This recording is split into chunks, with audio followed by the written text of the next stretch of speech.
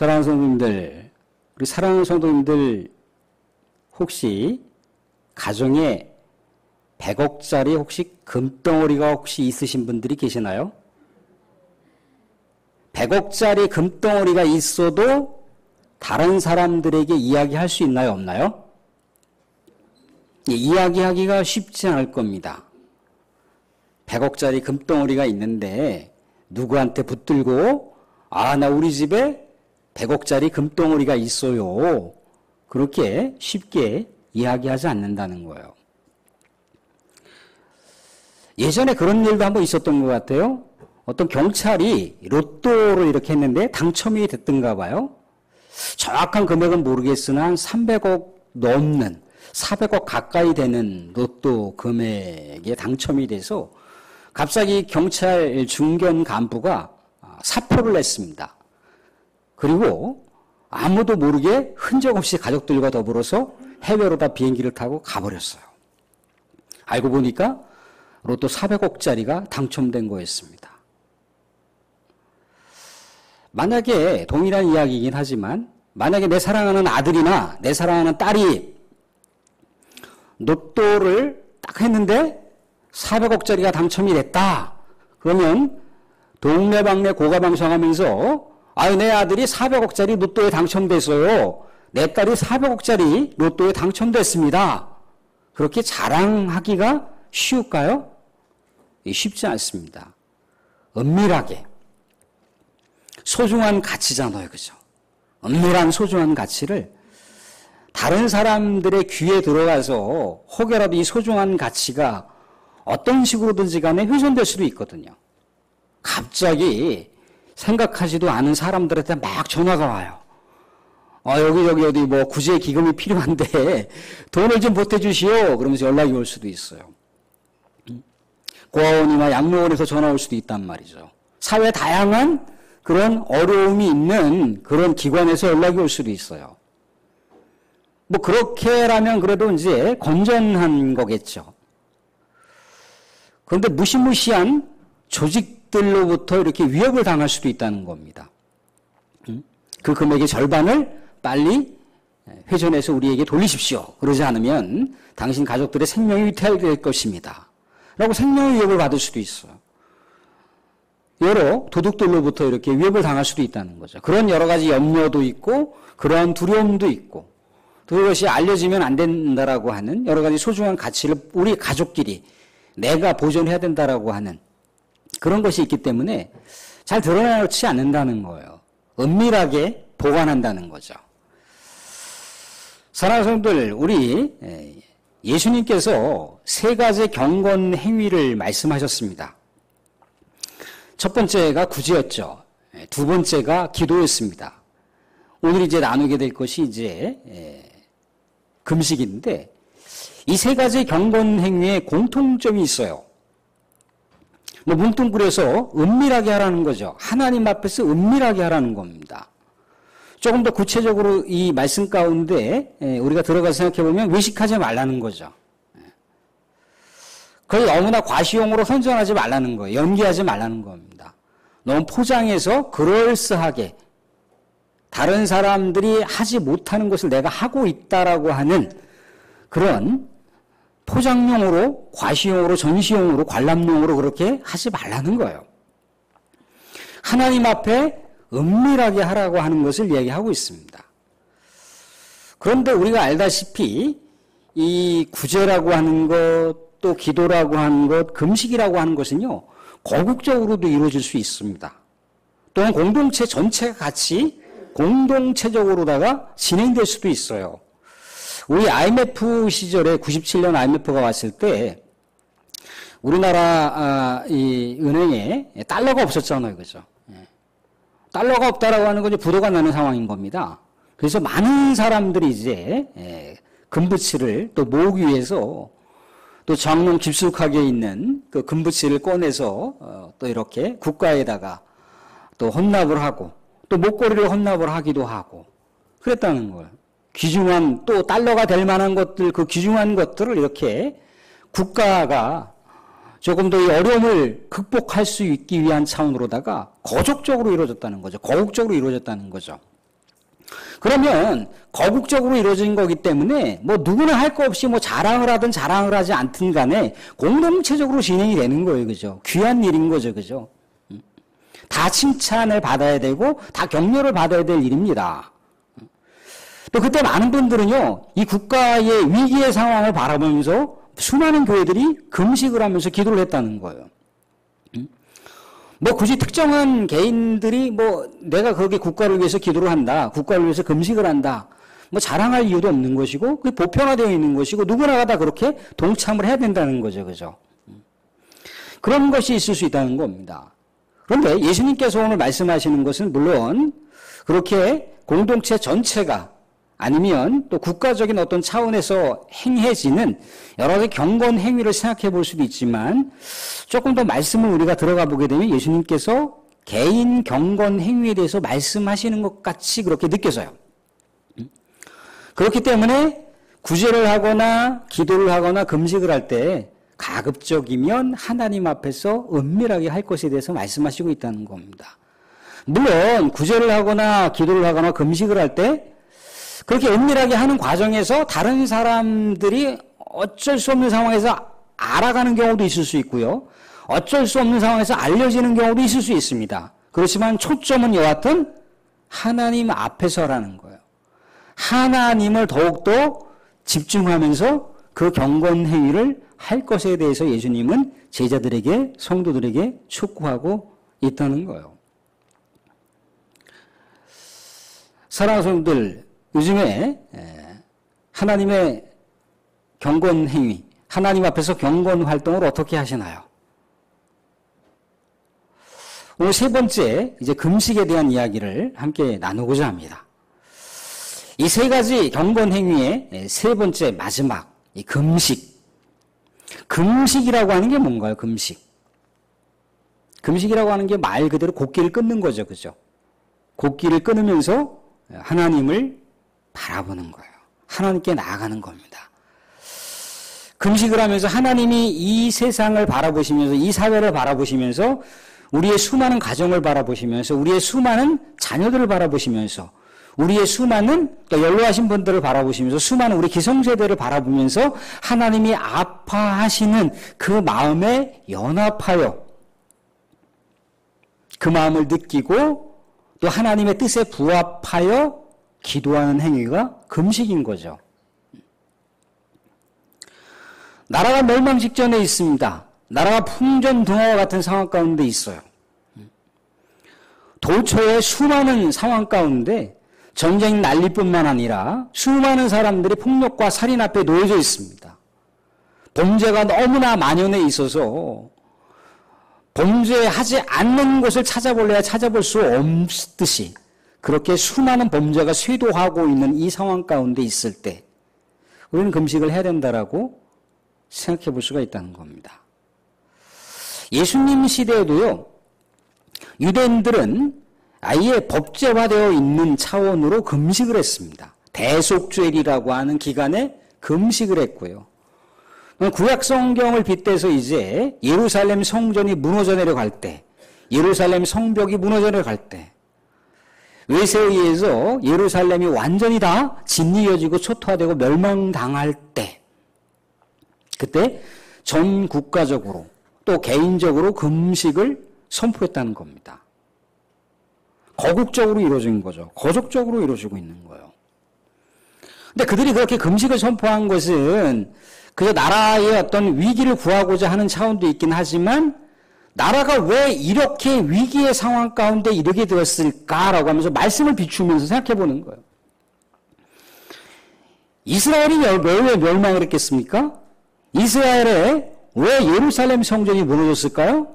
이미 하나님께서 약속을 하셨다는 거예요. 이미 하나님께서 예고하신 내용이라는 거예요. 너희가 나를 떠나서 범죄를 하게 되면 내가 너희들이 바라보는 대로 임하고 있었던 저 성전이 무너질 것이다라고 예고하셨다는 거예요. 수많은 거짓 선지자들은 설마 하나님이 계시는 성전이 무너지겠어?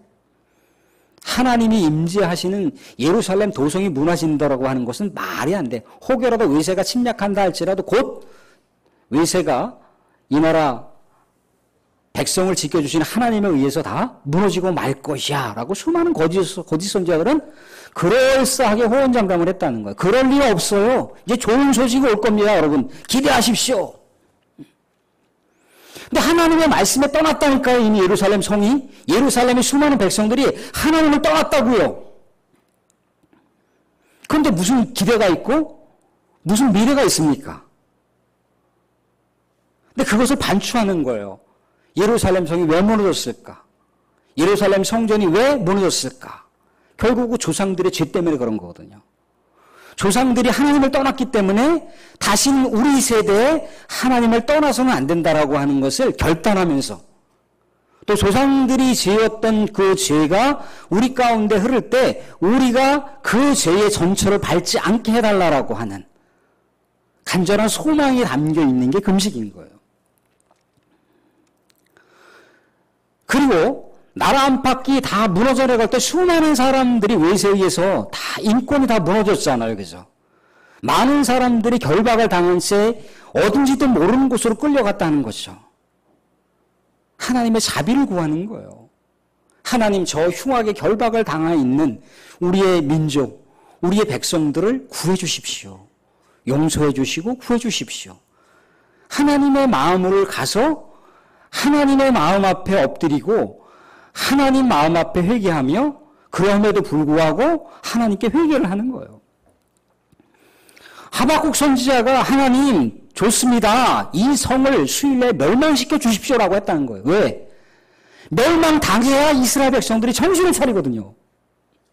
그렇지만 하나님 이 땅 가운데 백성을 회복시켜 주십시오. 그렇게 하나님께도 나아가는 거예요. 기도라고 하는 것은요, 그냥 무조건 덮어놓고 기대치를 내가 막 남발하는 게 아니에요. 내가 막 소망한 대로다 막 그림을 그려놓고 이렇게 될 것이다라고 그렇게 하는 것이 금식 기도가 아닌 거예요. 하나님 나 고기 끓였습니다. 이거 안 들어주시면 나 죽습니다. 막 때를 쓰는 게 금식이 아닌 거예요. 당시에요, 바리새인들은요, 분리주의자라고 그래서 보통 사람들과 다른 모습으로 경건행위를 했다는 거예요. 그래서 금식을 하더라도 독특하게 금식을 합니다. 일주일에 2번씩 금식을 한다는 거예요. 다른 사람들은 한 번을 하든지 다른 사람들은 한 끼를 하든지 할 수 있지만 그들은 일주일에 2번씩 금식을 한다라고 이렇게 포장을 해서 얘기를 합니다.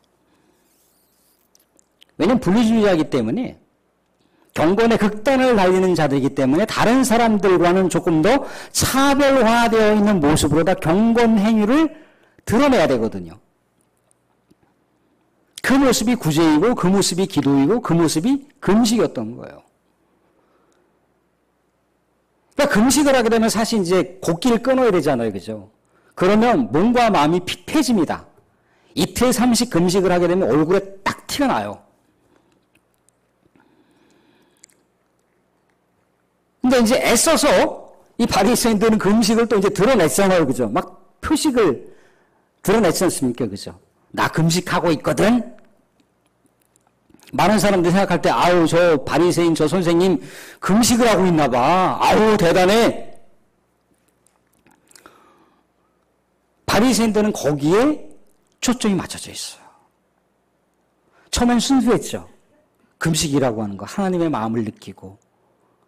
이 백성들을 대표하여 이 백성들이 우리 하나님을 떠나지 않도록 우리 하나님 앞에 엎드려 통회하는 그 모습. 율법을 지키더라도 하나님, 율법을 지킴으로 해서 내가 하나님께 한 걸음 더 나아가겠습니다. 그렇게 초기에는 하나님과 바리새인 그 당사자들 간에 하나님 앞에서 독대하는 마음으로 그렇게 했다는 거예요. 시간이 지나면서 어때요? 나는 율법을 지키는데 너는 왜 율법을 안 지켜? 나는 안식일 지키는데 너는 왜 안식일 안 지켜? 그렇게 뭔가 과시하는 모습으로 조금씩 변신되더라는 거죠. 나 이렇게 하고 있거든. 나 이러이러한 사람이야. 이러이러한 경건 행위와 능력을 갖춘 사람이야. 라고 포장을 하다 보니까 뭐가 됐다는 거예요? 경건의 능력이 없는 거예요. 경건의 내용이 없는 거죠. 경건의 껍데기만 붙들고 있는 거예요. 경건의 거품만 이렇게 자기 스스로의 함정에 빠져서 경건행위를 한다라고 그렇게 착각을 하더란 말이죠.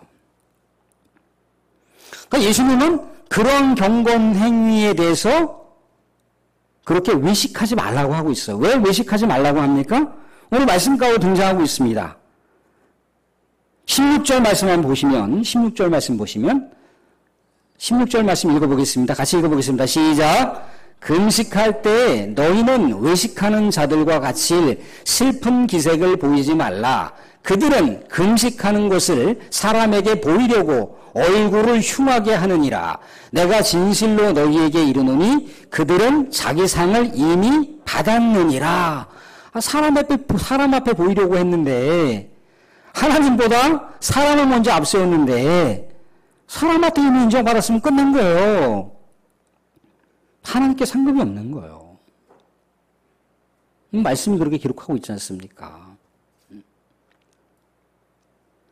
금식을 하는 것을 하다 보니 사람들이 알게 되었어요. 일부러 드러내려고 한 것이 아니라 금식을 하다 보니 알게 됐습니다. 그런 거 어쩔 수 없는데 고의적으로 금식을 하는 그 행위를 다른 사람들이 알아줘야 된다라고 하는 차원으로 접근하는 것은 아니란 말씀을 하고 있어요. 하나님 앞에서 은밀한 거예요.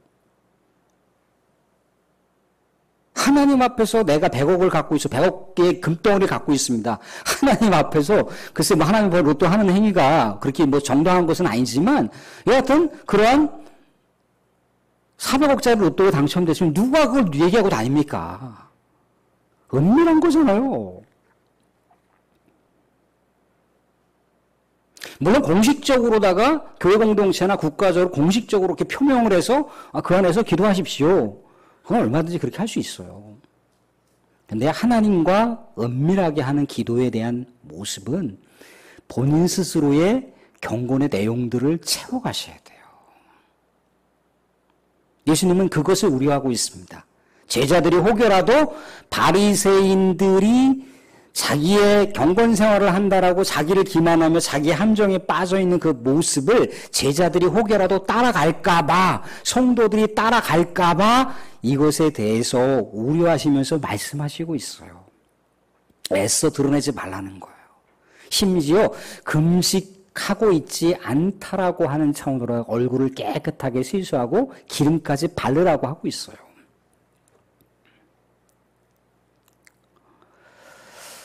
예수님께서 이 금식에 대한 말씀은 뜬금없는 말씀이 아니고요. 우리가 이사야 58장을 보시게 되면 거짓 금식과 참된 금식에 대한 내용을 볼 수가 있습니다. 근데 거짓 금식을 하는 자들은요. 금식을 합니다. 금식을 하는데 금식을 하는 동안 싸워요. 금식을 하는 동안 이놈 저놈 이니은 저니은 하면서 욕하고 다니고 있는 거예요.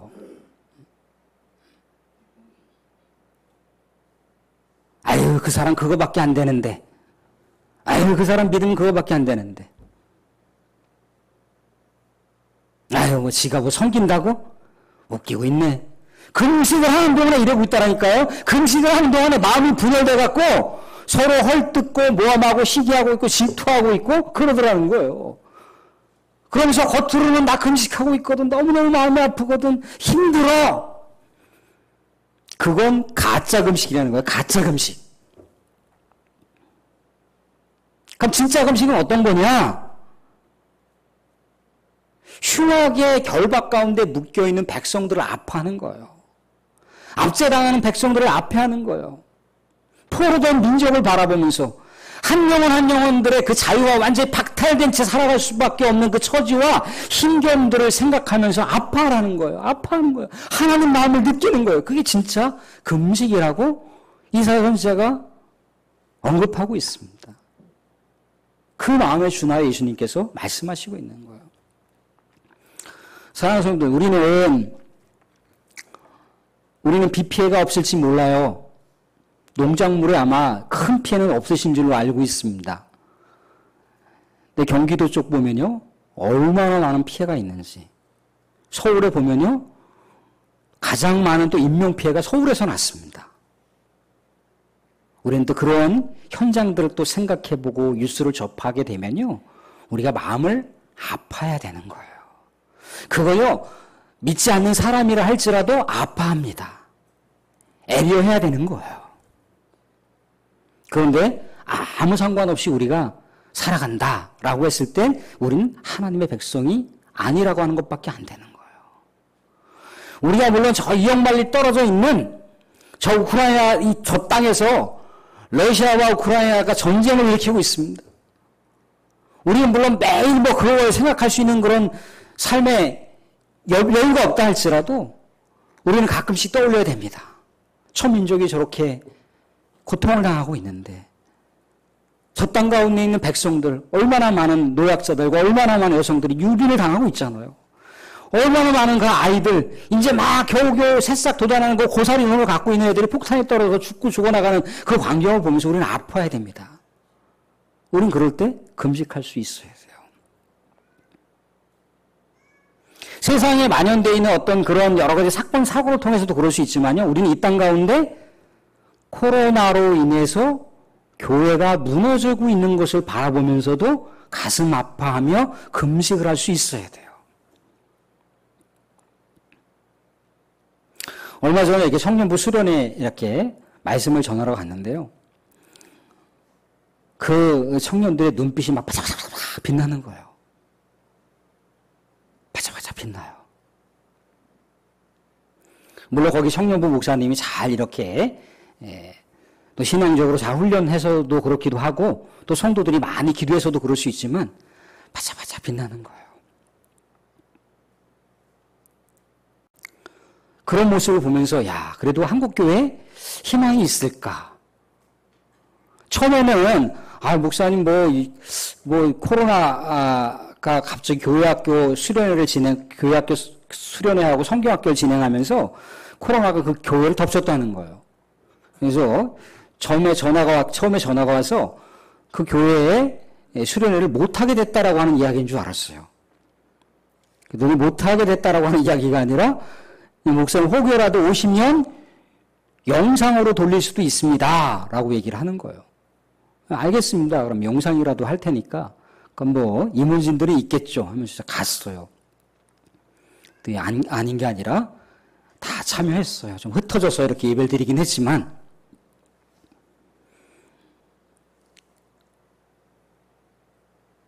요즘에요. 우리 객지에서 신앙생활하는 우리 자녀들이나 아니면 우리 학생들이나 정상적으로 예배를 드릴 수가 없어요. 예배 드리기가 굉장히 난감합니다. 사실 근데 이 예배라고 하는 것은요.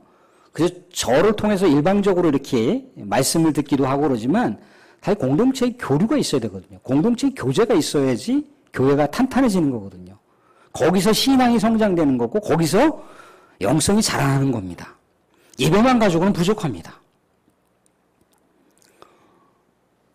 그런데 이 땅 가운데 있는 많은 우리 기성세대는 그래도 믿음을 지켜나간다니까요. 근데 문제는 다음 세대가 문제인 거예요. 다음 세대가. 우리 다음 세대 청년들이 또 문제인 거예요. 문제라기보다는 그들은 과연 공동체를 어떻게 세워갈 것인가. 그게 이제 우리의 과제라는 거예요. 우리가 그런 거 생각해 보면 기도해야죠. 금식해야죠.